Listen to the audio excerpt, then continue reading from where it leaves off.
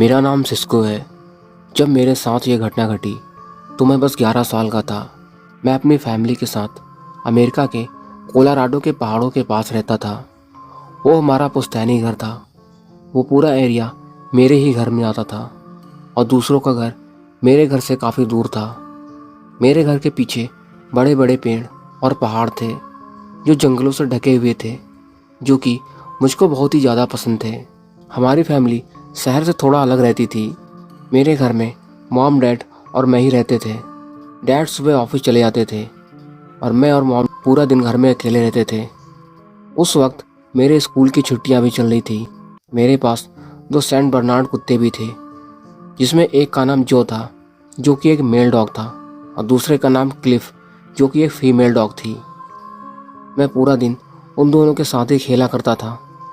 वे दोनों मेरी बात बहुत अच्छे से मानते थे। डैड ने उनको मेरी सेफ्टी के लिए रखा हुआ था, क्योंकि अक्सर मैं खेलते हुए कभी कभी जंगलों की तरफ चला जाता था। वहाँ पर जंगली जानवर बहुत थे।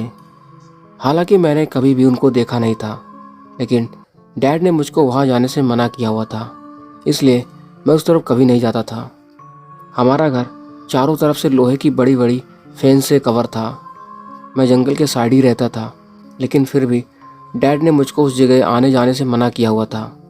हमारे घर के पीछे एक बहुत ही बड़ा यार्ड बना हुआ था और उसके पीछे ही जंगल शुरू हो जाता था। वह पूरा यार्ड लोहे के फैन से घिरा हुआ था।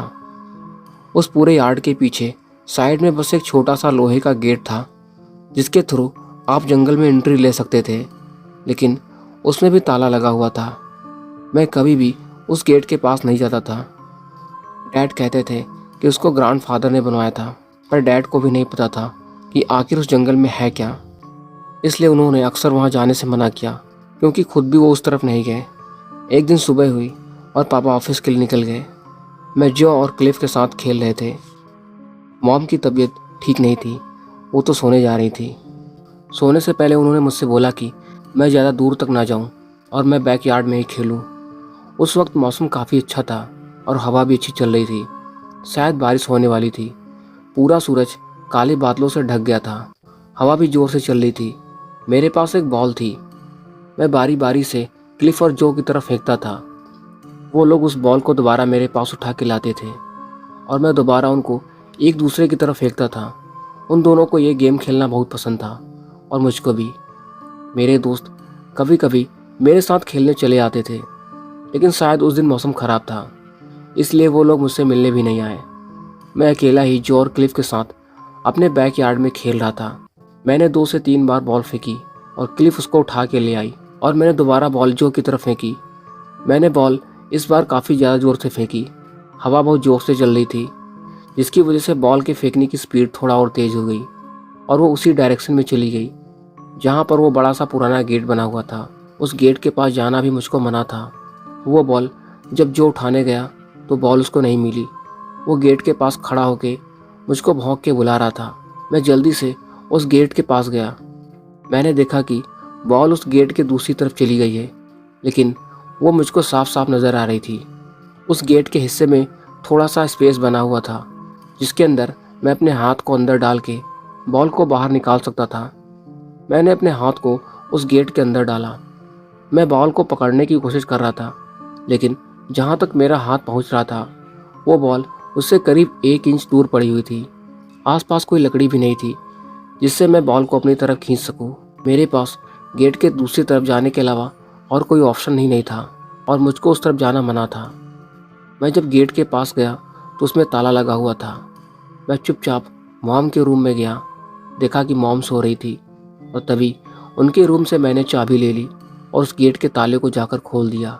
उस गेट को खोलने में मुझे काफ़ी ज़्यादा प्रॉब्लम हुई, क्योंकि उस गेट के ताले पे जंग लग गया था और गेट ठीक से खुल भी नहीं रहा था। मैंने उस गेट को खोला। वो बहुत ही हल्का सा खुला। वो इतना ही खुला जिससे जो और क्लिफ आराम से निकल जाएं, और मैं भी उसमें से निकलकर दूसरी तरफ चला गया। उस गेट को खोलने के बाद सबसे पहले उस गेट के अंदर जो गया और जो के पीछे क्लिफ गई। फिर उन दोनों के पीछे मैं चला गया। वो बॉल जस्ट गेट के दूसरी तरफ ही पड़ी थी। क्लिफ उस बॉल के पास ही खड़ी हो गई थी, लेकिन जो गेट खुलते ही जंगल के थोड़ा अंदर चला गया। मैंने जो को अंदर जाने से मना किया, लेकिन वो कुछ मीटर अंदर जाके एक पेड़ के पीछे चला गया। वो वहीं पर खड़ा होकर भौंक रहा था। मैंने उसको बार बार अपनी तरफ बुलाया, लेकिन मुझको जंगल के अंदर जाने से थोड़ा सा डर लग रहा था। मेरे बुलाने पर भी वो नहीं आया, तो मैं धीरे धीरे उसके पास चला गया और क्लिफ बॉल के पास ही खड़ी थी। मैं जो के पास गया। वो किसी चीज़ को देखते हुए भौंक रहा था। जब मैं वहाँ पर गया तो मैंने देखा कि वहाँ पर कुछ हड्डियाँ पड़ी हुई थी, जो कि किसी जानवर की हड्डियाँ थी। ये मुझको नहीं पता था, लेकिन उसको देख के तो ऐसा ही लग रहा था कि उस जानवर को बहुत ही बुरी तरीके से मारा गया है। उसकी हड्डियों के बहुत ढेर सारे टुकड़े वहाँ पर पड़े हुए थे। उसके बाद जो और कुछ अंदर जाने लगा और मैंने उसको वहाँ पर जाने से मना किया। मजबूरी में मुझको भी जो के पीछे जंगल के थोड़ा सा और अंदर जाना पड़ा। वहाँ पर जाके जो देखा वो देख के मैं हैरान हो गया। वहाँ पर और ढेर सारी हड्डियाँ पड़ी हुई थी और उसके पास मांस के टुकड़े भी पड़े हुए थे। उन मांस के टुकड़ों से बहुत बुरी तरीके से बदबू आ रही थी। उन मांस के टुकड़ों को देखकर ऐसा लग रहा था कि यहाँ पर कोई रोज़ आकर इन टुकड़ों को डाल जाता है या फिर कोई खाता है। पूरे ज़मीन पर खून पड़ा हुआ था। मुझे बहुत ही ज़्यादा बुरा लग रहा था और मुझे उल्टी भी आ रही थी। इसको देखकर मैं बहुत ज़्यादा डर भी गया था। मैंने जो से वहाँ से चलने को बोला। मैं खुद दोबारा क्लिफ की तरफ जा रहा था। मुझको जाते देख जो भी मेरे पीछे पीछे आने लगा। हम फिर उसी जगह पहुँच गए जहाँ पर मैंने पहली बार हड्डियों के टूटे हुए टुकड़ों को देखा था। मैं उन टुकड़ों को भी क्रॉस करके क्लिफ के पास धीरे धीरे जा ही रहा था और तभी मुझे मॉम की आवाज़ आई। उस आवाज़ को सुनकर मैं तुरंत पीछे घूम गया। मेरे साथ जो भी उस आवाज़ को सुन के पीछे घूमा और हल्का सा डर गया। वो आवाज़ मेरी मॉम की थी, लेकिन ऐसा कैसे हो सकता था? वो तो अपने रूम में सो रही थी। मुझको पहले लगा कि शायद मेरा कोई वहम है। मैं दोबारा क्लिफ की तरफ जाने लगा और जैसे ही मैंने दोबारा अपना कदम बढ़ाया, वो आवाज़ मुझको दोबारा आई, वापस आओ, मुझको तुम्हारी मदद चाहिए। इस बार मैं चौंक गया। वो मेरी मॉम की ही आवाज़ थी। मैं उस आवाज़ को सुन के दोबारा पीछे घूमा, लेकिन मुझको वहाँ पर कोई भी नहीं दिख रहा था। इस बार उन्होंने मुझे थोड़ा सा गुस्से में बुलाया था। मैं डर गया था और मैं गेट की तरफ दोबारा जाने लगा। पीछे से आवाज़ आई, सिस्को रुक जाओ। और इस बार वो आवाज़ मेरे डैड की थी, जो कि मुझे बहुत ही ज़्यादा गुस्से में बुला रहे थे, मुझको रोकने की कोशिश कर रहे थे। उसके बाद वो आवाज़ मेरे चारों तरफ से आ रही थी। ऐसा लग रहा था कि वो आवाज़ मेरा पीछा कर रही हो, लेकिन वो मुझको नज़र नहीं आ रही थी। मैं फिर से रुक गया और जो की तरफ देखने लगा। जो भी मेरी तरफ देख रहा था और बहुत ज़्यादा डर गया था। सब कुछ एकदम शांत हो गया था। वहाँ पर हल्की फुल्की ठंड भी पड़ गई थी। अचानक से मौसम भी बदल गया था। शायद हल्की फुल्की बारिश भी होने लगी थी। वहाँ पर पेड़ काफ़ी ज़्यादा घने थे, इसलिए बारिश की कुछ ही बूंदें मेरे सिर पर गिर रही थी। सब कुछ एकदम शांत हो गया था, जैसे कि कुछ हुआ ही ना हो। मैं और जो एक दूसरे को देख रहे थे। ऐसा लग रहा था जैसे कोई चीज़ धीरे धीरे हमारी तरफ आ रही हो। मैं एकदम सहम सा गया। हम लोग एकदम स्थिर थे। ऐसा लग रहा था कि हम लोग किसी चीज़ में एकदम खो गए हैं। तभी हम दोनों को भौंकने की आवाज़ आई और वो आवाज़ क्लिफ की थी। उस आवाज़ को सुनते ही मैं और जो जैसे होश में आ गए हों। हम दोनों तभी दोबारा क्लिफ की तरफ भागे। हम लोग बहुत ही तेज़ी से भाग रहे थे। तभी अचानक से किसी चीज़ ने जो की तरफ हमला किया और जो को पकड़ लिया। उसने मेरी आंखों के सामने जो को अपने दोनों हाथों से पकड़ के बीच से फाड़ दिया। उसको ये करने में 2 सेकंड भी नहीं लगे। ये देखते ही मैं चिल्लाने लगा। उसको देख के मैं बहुत ही ज़्यादा डर गया था। उसका शरीर एकदम कंकाल का बना हुआ था। ऐसा लग रहा था कि वो कोई इंसान है या कोई जानवर। मुझे कुछ भी नहीं पता था। उसकी हड्डियाँ मुझको साफ साफ नज़र आ रही थी। मैं दोबारा खूब ज़ोर से गेट की तरफ भागने लगा और वो मेरा पीछा कर रहा था। मेरे पीछे क्लिफ भी भागी और हम दोनों गेट को क्रॉस करके दूसरी तरफ भाग आए। ऐसा लग रहा था कि वो क्रिएचर मेरा पीछा कर रहा है और क्लिफ भी बहुत ज़ोर ज़ोर से भौंक रही थी। वो भी मेरे पीछे पीछे लगातार भाग रही थी।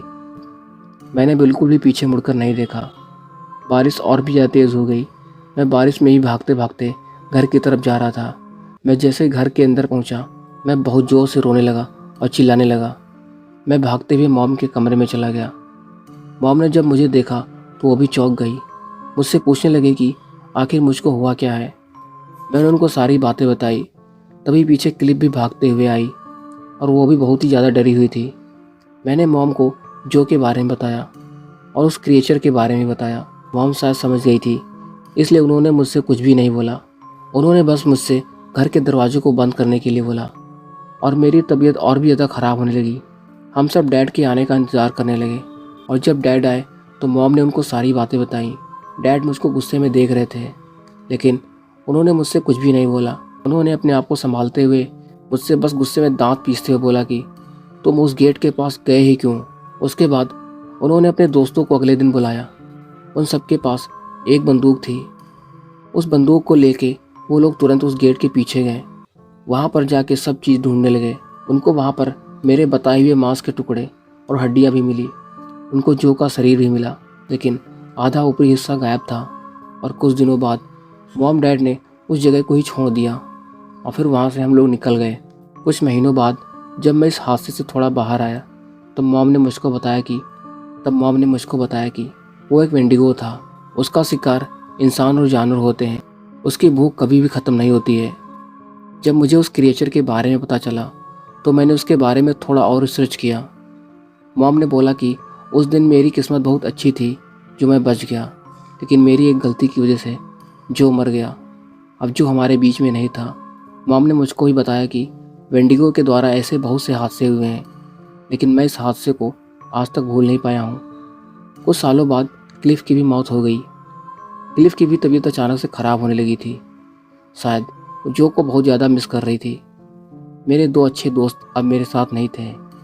वे मुझको छोड़ के चले गए थे और मैं कोशिश कर रहा हूँ कि मैं उस हादसे को भुला दूँ, लेकिन वो हादसा भुलाना इतना भी आसान नहीं है।